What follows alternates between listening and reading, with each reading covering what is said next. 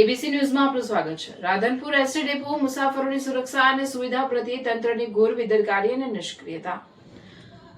ગુજરાત રાજ્ય માર્ગ વાહન વ્યવહાર નિગમ દ્વારા રાજ્યના નાગરિકોને સલામત અને સુવિધાજનક મુસાફરી પૂરી પાડવાના મોટા દાવાઓ કરવામાં આવે છે, પરંતુ રાધનપુર એસટી બસ સ્ટેન્ડની વર્તમાન પરિસ્થિતિ આ દાવાઓની પોકળતા છતી કરે છે।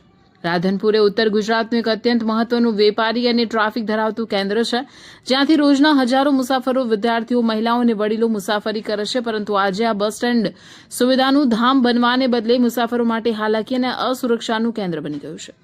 બસ સ્ટેન્ડની અંદર અને પ્લેટફોર્મ આસપાસ ચોમાસા દરમિયાન કે સામાન્ય પાણીના નિકાલની યોગ્ય વ્યવસ્થા ન હોવાને કારણે મોટા પ્રમાણમાં પાણી ભરાઈ રહે છે। મુસાફરોને બસમાં ચડવા ઉતરવા માટે દૂષિત પાણીમાંથી પસાર થવું પડે છે। સામાન સાથે મુસાફરી કરતા લોકો માટે આ પરિસ્થિતિ અત્યંત કષ્ટદાયક બની જશે। ભરાયેલા પાણીના કારણે મચ્છરોનો ઉપદ્રવ વધે છે અને ગંદકીને કારણે રોગચાળો ફેલાવાનો ભય સતત રહે છે। દૂરના ગ્રામ્ય વિસ્તારોમાંથી આવતા મુસાફરો કે અન્ય શહેરોથી રાધનપુર આવતા લોકો માટે બસના સમયપત્રક અને રૂટની માહિતી મેળવવાનો મુખ્ય સ્ત્રોત ડેપોનો કંટ્રોલ રૂમ હોય છે। કંટ્રોલ પોઈન્ટ પર વારંવાર ફોન કરવા છતાં કોઈ જવાબ આપવામાં આવતો નથી અથવા તો ફોન ઉપાડવામાં જ નથી આવતો। આ બેદરકારીને કારણે અનેક મુસાફરોની બસ ચૂકી જવાય છે। રાત્રિના સમયે આવતા મુસાફરો અટવાઈ પડે છે અને સમય તથા નાણાંનો ભારે વ્યય થાય છે। જાહેર સ્થળો પર સુરક્ષા વ્યવસ્થા જાળવી રાખવા માટે સીસીટીવી કેમેરા અત્યંત અનિવાર્ય છે। રાધનપુર ડેપોમાં સીસીટીવી કેમેરા બંધ હાલત હોવા એ અત્યંત ગંભીર બાબત છે। બસ સ્ટેન્ડ પર મહિલાઓ, બાળકો અને સિનિયર સિટીઝન્સની સુરક્ષા જોખમમાં મુકાય છે। કેમેરા બંધ હોવાનો લાભ અસામાજિક તત્વો, ખિસ્સા કાતરો અને ચોર ઉઠાવે છે।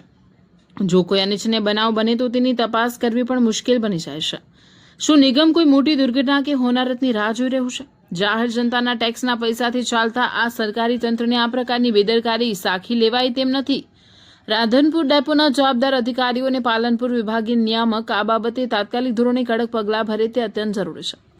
પાણીના નિકાલ માટે તુરંત ડ્રેનેજ અને સફાઈની યોગ્ય વ્યવસ્થા કરવામાં આવે। કંટ્રોલ રૂમ પર ફરજ ચૂકવનાર કર્મચારીઓ સામે શિસ્ત ભંગના પગલાં લેવાય અને 24/7 ફોન લાઈન ચાલુ રખાય। ડેપોના તમામ સીસીટીવી કેમેરા તુરંત રિપેર કરાવી ચાલુ કરવામાં આવે। જો આ પ્રાથમિક અને મહત્વની સુવિધાઓ વહેલી તકે સરખી કરવામાં નહીં આવે તો સ્થાનિક નાગરિકો અને મુસાફરો દ્વારા ઉગ્ર રજૂઆત અને વિરોધ દર્શાવવામાં આવશે। અહેવાલ વિપુલભાઈ ચૌધરી, રાધનપુર।